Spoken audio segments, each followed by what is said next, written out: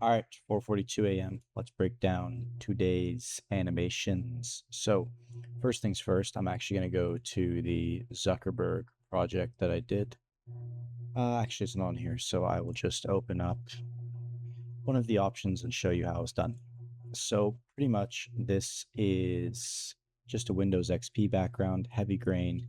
Then I, just drew these. I don't actually think this is about Mark Zuckerberg, but yeah, kind of gets the sentiment across. And I figured it was like a cool movie title. I was practicing my typography. So, pretty happy with how this turned out. I realized, excuse me, that I can crank the grain a lot higher, especially for static images, and it will look good. So you can see it's very grainy, but when you zoom out, it has this nice kind of like A24-ish look to it. It's kind of what really inspired me there. And the other one is the Rambo. So yeah, this one is pretty complex. And I personally think it's the best animation I've ever done. So if I were to explain how it works, this was some testing I was doing with green, but we'll turn this off for now and let's break this down. So first things first is I'm gonna turn off the transform layer, and I apologize. I didn't do as good of a job with the naming as I probably should have. But anyways, as I go through here, I'm just looking for my transform camera. Cool. So here we go. These are the camera movements you see here. So first keyframe, second keyframe, last keyframe, and then zooms out. But this was something I decided on after the hard part was already done. So if I were to take that down and show you this is the compositing. This is how I originally built the project, and it started out as just um, Sylvester Stallone Rambo as this first section. So if you know the rule of thirds, something interesting about it is it goes in order of one, two, three, four.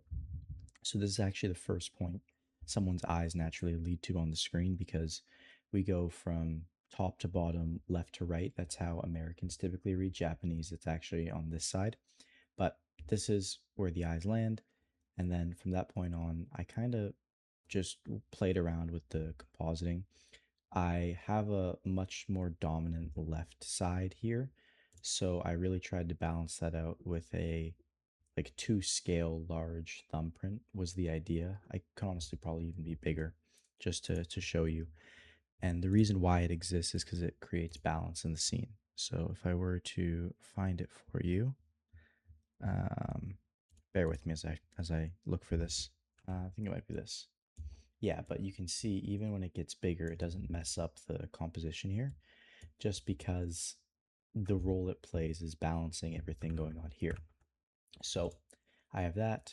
I have this US Army logo, and then I played around with some of these drawing reveals. So if you see, these all reveal, and these are pretty complex because these were Envato assets that I downloaded, and I figured out that I have to do this with them.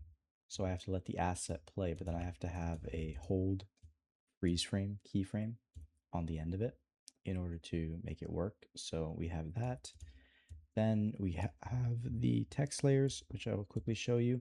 So we have the incommunicado. If you don't know what that means, I was click there, but that would be my monthly revenue. Incommunicado just means someone who doesn't speak. So Rambo is an incommunicado soldier. I haven't actually seen the movie, but I've seen parts of it, so I know he doesn't speak. He's got like PTSD. And then I also know that he was getting hunted by police from what I remember. So my idea was just like wanted for capital murder. And I know he gets caught at some point and gets like brought in the station.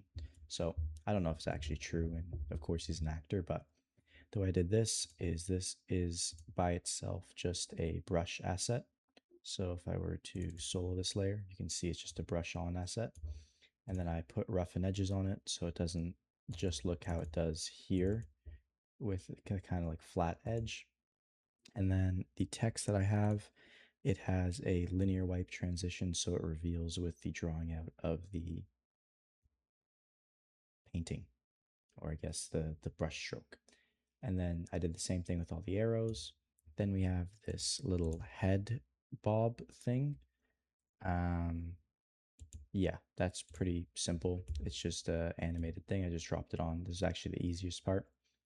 And then I really liked how it jumbled around. It naturally did this. So I decided to recreate that with everything in the scene by adding a little wiggle.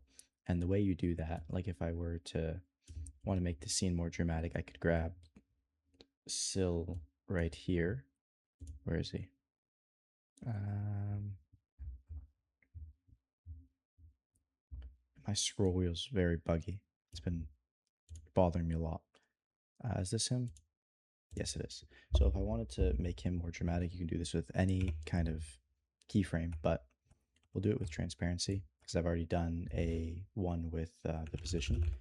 But wiggle, and then the first one is amplitude, and the second one's time. So pretty much what this is saying is I want you every 4 frames, right? And then you divide that by your FPS, so 24 FPS. I want it to move by an amplitude of X. So for transparency, you probably don't want anything more than 10. And then that could look really cool with the flash if I were to just be experimenting. Um, yeah, and then we just put on collapsible layers, and you should be seeing this now. If not, I'd have to play around with it and figure it out. But yeah, you can kind of baby see it where he now flashes. But I have the wiggle for position on every single thing here. And then I also have an exposure wiggle and then an overall position wiggle that just makes this camera motion feel very handheld. I have an ink reveal going on here. I have textures in the background that I blended, and then I also just put a lens over the top. I have a grain over the top.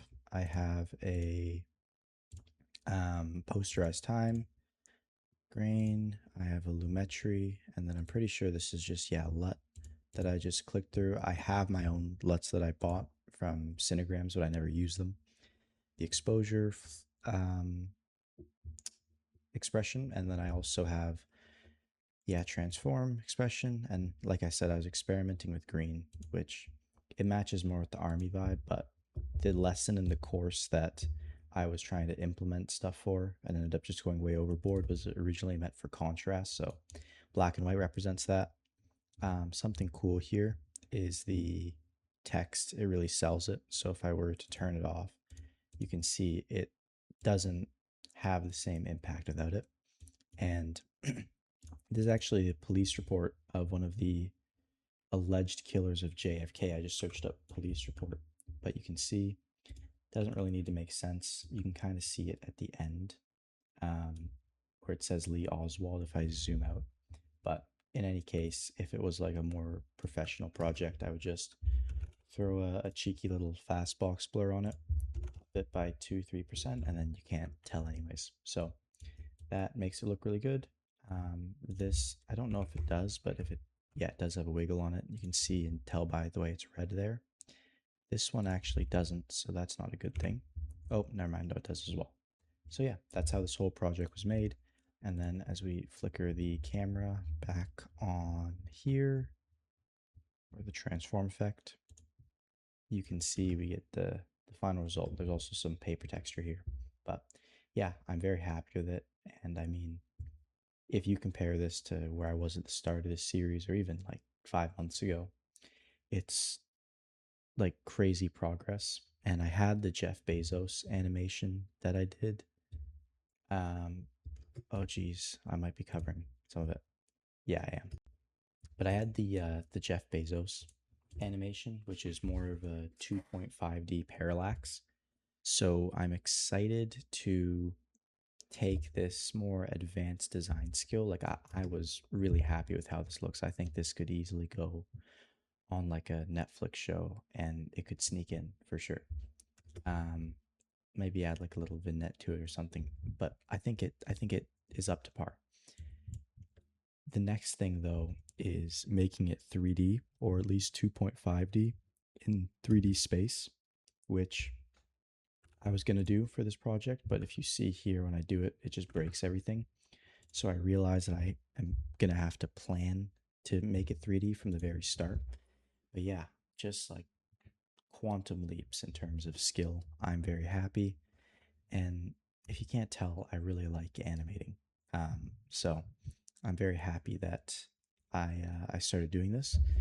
And yeah, I'm just gonna keep killing this course that I'm going through. Keep giving you guys the daily designs to look at. I mean, they're mainly for my own practice, but yeah, some massive progress. And oh yeah, little minor thing, but this was the original photo I got, and then I kind of broadened and like filled in his shoulders um, for the sake of this with Photoshop. I think it looks pretty cool.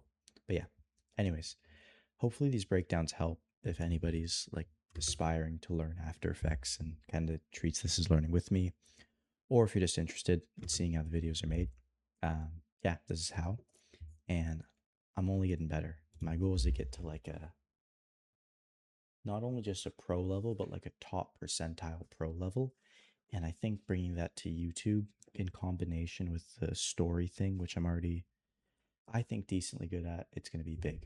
Oh, another thing is I did some solid work on the clavicular video. I'm finishing out the dialogue.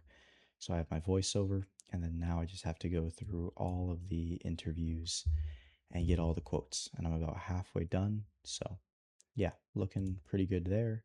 And this was a long day. If I pull out my time accurately, I started at what? Yeah, like 12:30 ish, and now it's been here, but I've only left my room. I can actually count it today. 4 times. 4 times I've left this room. And other than that, I've just been sitting here. And I mean, the hard work's paying off, so it is tough sometimes, but I'm just gonna keep fighting through it because I know the result's worth it. And like, I can sit here, watch this clip, and all of the sacrifice and indecision is just like, it's worth it. One minor thing that I just remembered looking at that again, the way I blend all of the text and assets is by adding a blur to it. So, for example, I didn't do it as much on the fingerprint, which is probably not a good thing.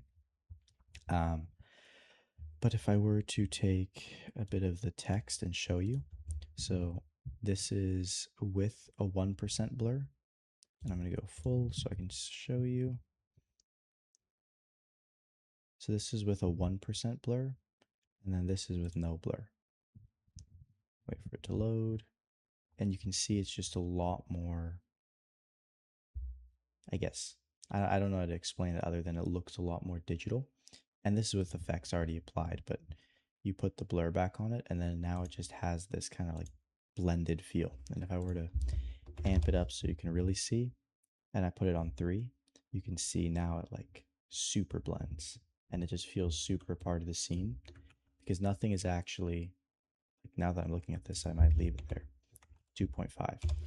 Nothing is actually as digital as we make it. So part of the secret to getting things to look real in After Effects is actually learning how to descale things in a strategic way.